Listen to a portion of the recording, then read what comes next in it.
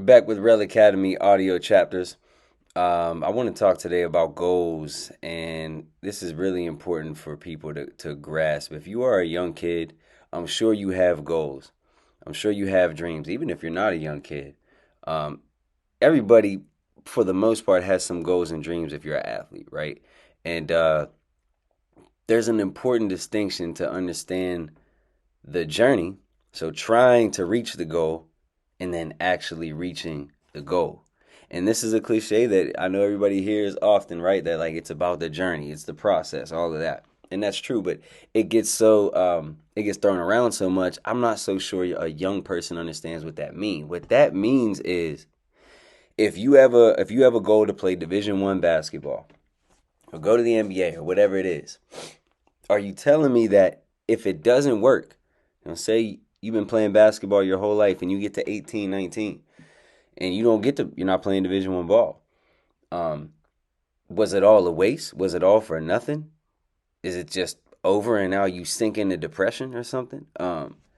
The answer should be fuck no, but unfortunately I think a lot of kids feel that way, especially at first. I had a girl the other day, ninth grader, and I was just trying to get a gauge on. She's fairly new to the academy. I was trying to get a gauge on where she's at mentally and what her goals are in basketball. And I said, what is your goal? Are you trying to play college basketball? And she said, well, um, she said, I feel like if I'm not going to get to the WNBA, then like, what's the point? And so that rose two questions. I'm like, damn, well, so how are you even like, do you think you can't get to the WNBA? And if you think you can't, does that mean you're kind of just going through the motions and bullshitting, like you're already giving up? And so, I quickly try to explain to her that what I'm explaining now is like, hey, listen, you might not get to the WNBA, but you're now like 16, 15. This hasn't all been for nothing. You've been building a character. You've been building a personality. You've been building work ethic, physical, mental toughness. You've been building a lot of things. You know what I mean? Not to mention the relationships and the experiences. So, and that is the journey right there. All those things that I just mentioned. There's more too, but that is the journey. So, just because she may not get to the NBA doesn't mean that this was all a waste or that she shouldn't continue to go as hard as she can and try, because what happens is the ball stops bouncing for 99% of us. That means the shit ends. The shit ends quicker than we want it to. But life doesn't end. You know what I mean? Your grind and your work ethic and your ambition shouldn't end, because again, as a young person, if you're the average life is of a male, I don't know, I think it's around like 75, shit, maybe 80 years old. So if your career is over by 18 years old, I mean, you haven't even lived a quarter of your life yet, you know? So, or, my math isn't great. That might be around a quarter. You damn sure ain't lived close to half yet. So, life isn't just over. You have like three more lives of that to live, four more lives of that to live. So, what happens is you build you build the tools necessary to continue on with your life, with this big back half of your life now. um, you've built all those tools to now be successful and happy in whatever else you're going to go do. You're going to have more dreams, more goals. They're going to keep rolling if you're in the right mindset. Now, the people who don't, and this is where I want you to really listen and think about this, the people who don't continue to have new goals and new dreams and continue to build and work hard and have all of those things to try to hit new heights, the people who don't, they end up with mental issues. They end up in depression. They end up financially crippled. They end up fucking up all their relationships with their family and their friends and all these other things. They fuck up. They're self-destructive. They can't do anything right. And so that is why it's so important to work hard. Everybody hears stuff like, "Hey, you gotta work hard, you gotta work hard." And when you're a young kid, it's just another person saying it where you are just basically numb to it. But a lot of the times when people who are, I'm about to be 33 years old, or you speak to somebody who's 50 or whatever, when coaches are saying things like that to you, it's usually coming from a place of experience. So like they have seen themselves maybe not work hard and see how it affected them. Seen other people work hard and see how it affected them. Like time and time again, they've seen people your age do this time and time again. So that is why they're telling you to work hard because they know what it's about to end up looking like when you become 35, 40, 50. So this is not about hitting a goal. It's not about you. Of course, we want to try, but it's really not about the goal. It's about trying to achieve the goal. And with that mindset, you're going to end up finding a lot of happiness and excitement and fulfillment of your just every day by even doing those things. Like I'm a big golfer. Been a big golfer since I was young. And so I just genuinely love trying to figure it out. Like I wasn't born a golfer. I didn't pick a club up till I was like 14 maybe. And shit, you try to pick a basketball up when you're 14, like forget it. You are gonna stink. As far as it compared to like a Division 1 basketball player. And same thing in golf. But what I love because I've always been a workhorse and I really, really enjoy practice, I just love spending hours trying to figure golf out, man. And I've been doing it for a long time now since I was young, like just, carving out hours in my week to just hit a ton of balls, go play holes, work on my short game. Like I just love I love the grind. It's fun to me. It's fun to have like a schedule set up to work out. I love it. And I love it because luckily I was blessed, with the I guess the gift of keeping that like, ambitious, motivated mindset. I never got stuck on a goal. I failed at my basketball goals. I wanted to play Division 1 hoops, wanted to go to the NBA. I didn't do either one. And so technically I failed at my goals, but again, from the time I was a young kid, I just loved getting to the gym or going outside or whatever and just having a workout regimen. Like I just loved every bit of it. That was fun to me. I wanted to do that instead of go hang out with friends. My fun was my work. Um, and again, I can speak to that right now. What I'm doing right now, speaking into this computer. I'm working right now, but I love this shit. I love the grind. I love trying to progress to reach a goal. I have goals now running my academy and in my life. So right now at this very second, I'm trying to move forward to reach that goal. That I may never hit it, but I don't care really. You know what I mean? Of course I want to, but it doesn't affect anything negative on me because all of these things that I'm doing continue to keep me excited. They continue to keep me motivated and driven and learning. And what happens through all that process is um, the one is the happiness because, like I said, I physically enjoy doing it, but it opens up like some other shit. So maybe my academy doesn't get where I want it to be one day, but all these things I did open up some other shit. It might lead into maybe not an academy, maybe I become a college coach, which I have no desire to be, but I'm just saying, so it could lead into anything. It could lead into some TV and film shit somehow, or it could be anything. But what I'm saying is just like basketball, just like me trying to be a Division 1 player didn't work, but it led to some other shit, which is this right here, running this academy, running this operation.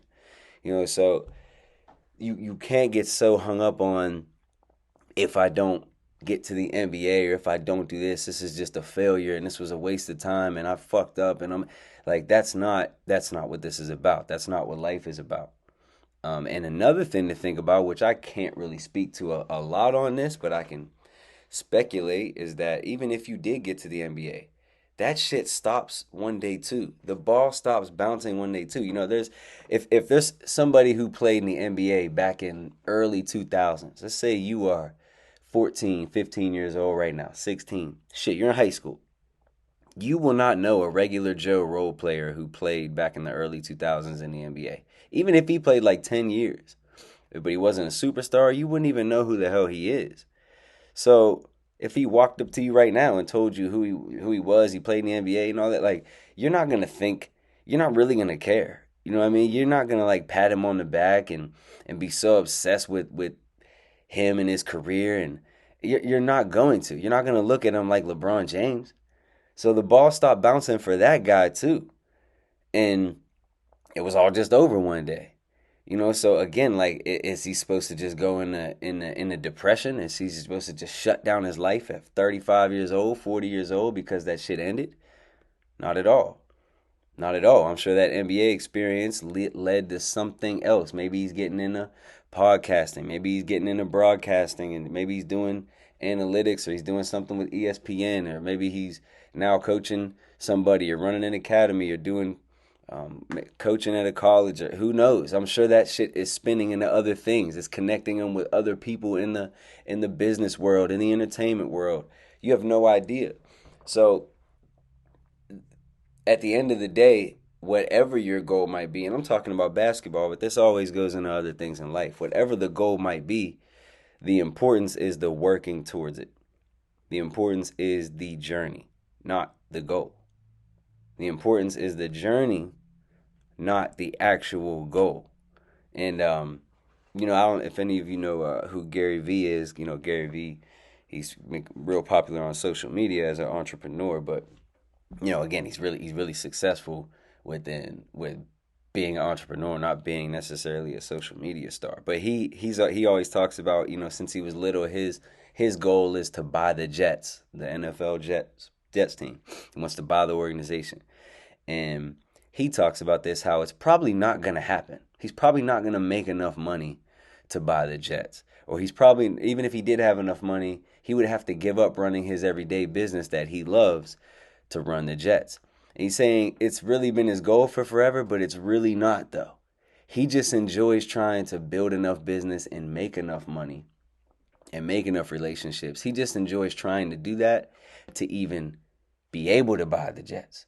So it's not about buying the actual Jets. And it's not like, that dude is extremely successful. So if he dies next week, God bless, hope he doesn't. But I'm saying if the point of his life is over, if he didn't buy the Jets, it wasn't a failure.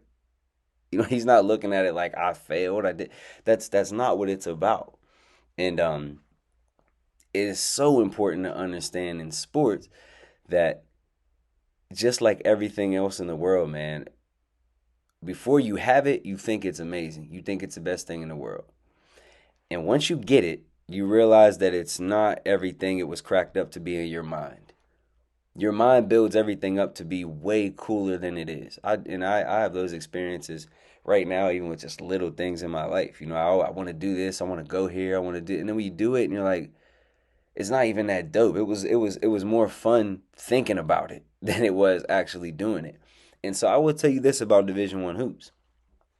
Most Division I programs, aside from the big Power Fives, you know what I mean, like the Kentuckys and the Dukes, right? Aside from schools like that, most of that shit is kind of weak, man. Like it's not as ceremonious as you think. Your gym and your facilities and all of that is probably going to be a little underwhelming to how you had it pictured in your mind. The fan interaction and how much people care about you as an individual being on that team is probably going to be less than what you thought in your mind, especially if you go to like a low Division I. There's so many kids right now who are going to play Division II and Division III ball who kind of would like kill. They would give their right arm just to play at any Division I school, any Division I school. And you would be surprised that some Division I schools aren't much better than your fucking high school. And the big piece about it is the social part. If you go off to play low major Division I basketball, or you go 8, 9, 10 hours away to a Division I school, 8, 9, 10 hours away from your hometown, you're going to see just how quickly people stop giving a fuck about you and your basketball career. When you're in high school and you're showing up every day to school and people were at your games and everything is kept within your little community circle so everybody knows everybody's business and all that shit, like you're hyped up and you almost feel like a little celebrity if you're the best player on your high school team and they're writing about you in the paper and the school shit. You got to remember, when everybody grows up and they got to go off to college and they got to pay bills and pay college bills and get real relationships with, and like all of those things and worry about their own life, they don't give a, they're not checking for you anymore. They have no idea if you played yesterday, if you didn't play yesterday. They have no idea what type of shot. They don't care. So even you go play Division I basketball, nobody's going to be checking for you.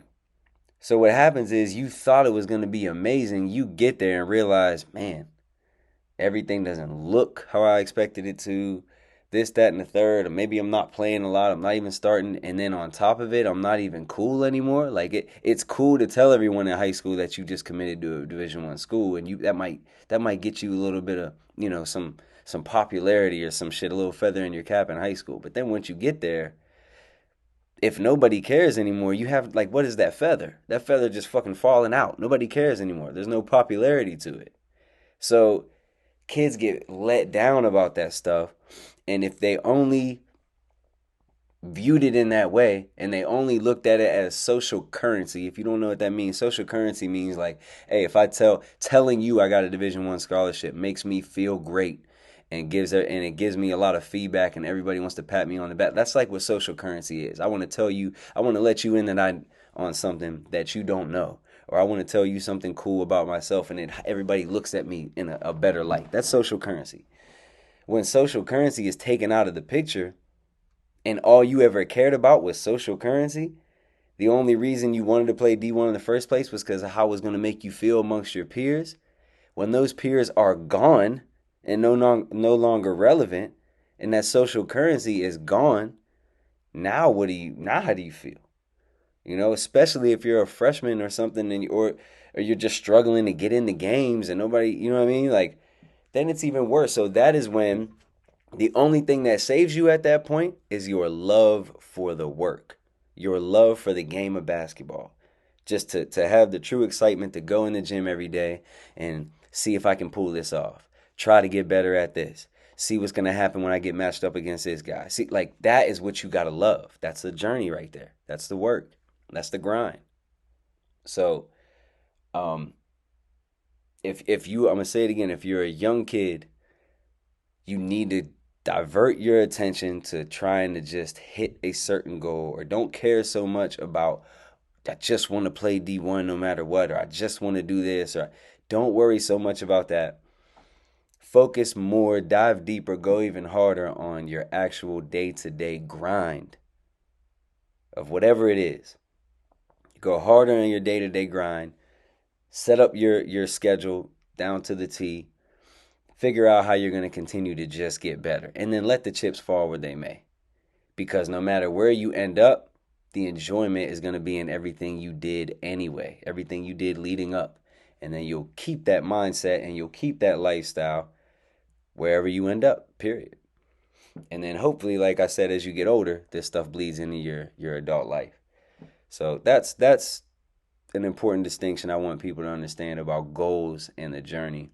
And if you're struggling with this, or if this is kind of the first time you looked at it this way, just like I say, just take a step back. Just kind of think about it. Like, actually take some time before you go to sleep or whatever, when you got nothing going on, just kind of think about it and try to grasp it. And once you understand it, then you can make it make sense to your own life.